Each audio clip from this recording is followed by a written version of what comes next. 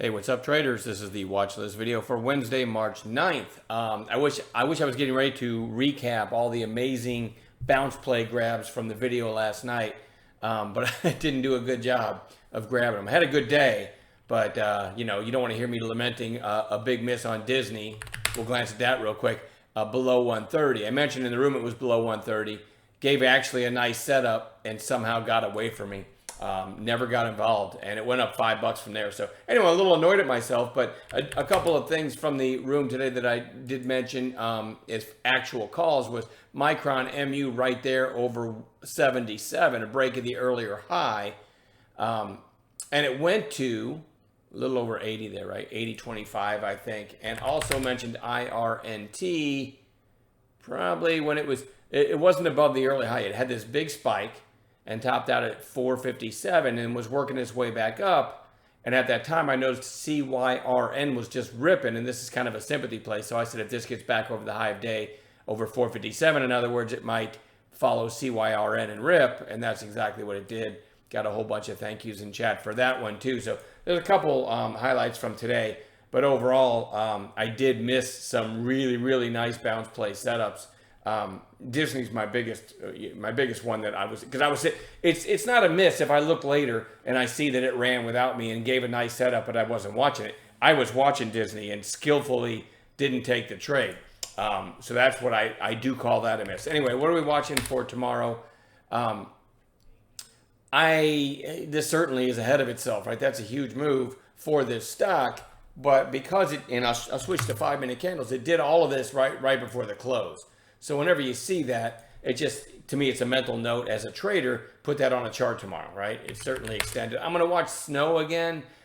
Snow did go down and then kind of had a wide range, but closed about where it opened. I never did get involved in that one either, but maybe that works its way back above 200. It's certainly overdone to the downside. So I'm going to keep an eye on it. CYRN, I already mentioned that one was the reason I called IRNT in chat today, had a massive rip. From 613 all the way to almost $14 before closing at 1041. I want to keep my eyes on that one. Cybersecurity seems to be a thing right now, so that's one that I want to watch. I'll show you a couple others. CTEK also in that space. CISO also in that space, and a more normally priced one, CRWD. Not only is it in the cybersecurity space, but it's a beautiful looking bounce play setup. I mean, straight down, very close to recent lows. I would like to see it sell off tomorrow, get near this 150, and then I will be looking for a reversal and add to that. It's in the cybersecurity space, so that makes it a little bit more interesting to me. So that one's on Bounce Watch. I'm going to put CARG right back on Bounce Watch. I've had it on Bounce Watch ever since probably this day. I had the big rip, and I started looking for it to turn back up. Now it's almost, well, I don't want to say round trip because it gapped up from 32, so it's still well above that. But it never did give a trigger, so it goes back on Bounce Watch again. I can't stop watching it now until it gives a trigger, and then we'll see, right? TROX, just straight down for 4 days, maybe looking for a snapback bounce. It did take out that last March lows of 1561 today. Whoops. Today it got down to 1554.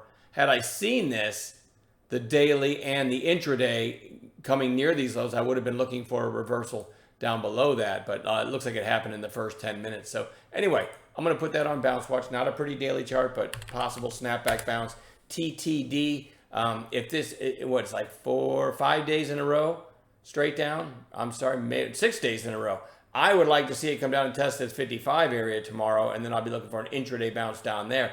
But either way, it's on the bounce play watch list because it's fallen from over 85 down to almost 60 today in 6 sessions. So as a day trader, keep in mind, I make my money between the bells, and I do not hold overnight. So this is something that might give me a good setup tomorrow. All right, so that's TTD. AMD, I'm going to put on watch.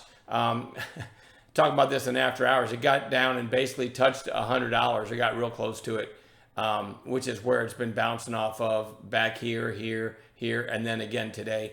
I was looking for 100 flush, sitting below $100, and it didn't do it. And in hindsight, why the hell didn't I grab it when it was near 100, right? Because it ended up going, if you look at it 5-minute candles, It ended up going all the way almost $10 from there. So again, I always say this. No matter how much money I make on a given day, day trading, I still end the day feeling like a schmuck because I'll look at several things that I should have done when it's unfolding in real time. Sometimes we always don't realize the opportunity that's right in front of us. So anyway, EPAM. Speaking of which, and I don't know if it gave a clean setup, but there's the early high, basically 178, and it broke 178 and went up another $13. That's another bounce play.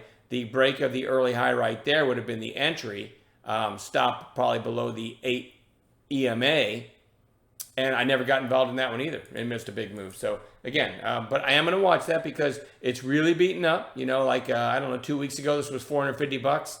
And now it's at 186. Did put in a green day. So I'm looking for a follow through of today's bounce tomorrow. How about that? Couple potential gappers. BMBL. As I'm talking right now, is trading at $20 in after hours. They reported earnings.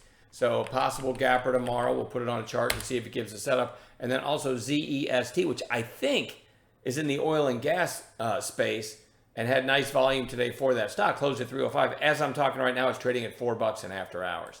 And a quick look at some of the recent high flyers in the oil and gas space. Look at INDO. Look what some of these did today. Let me think of some others.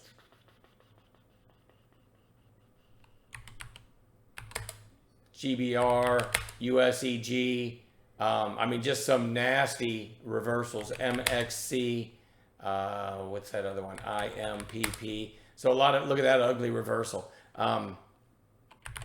Having said that, I'm going to keep a close eye. I would love a gap down in INDO tomorrow and then an opening range break to the upside. So I do have that on a chart, but I'm not keeping it on the list.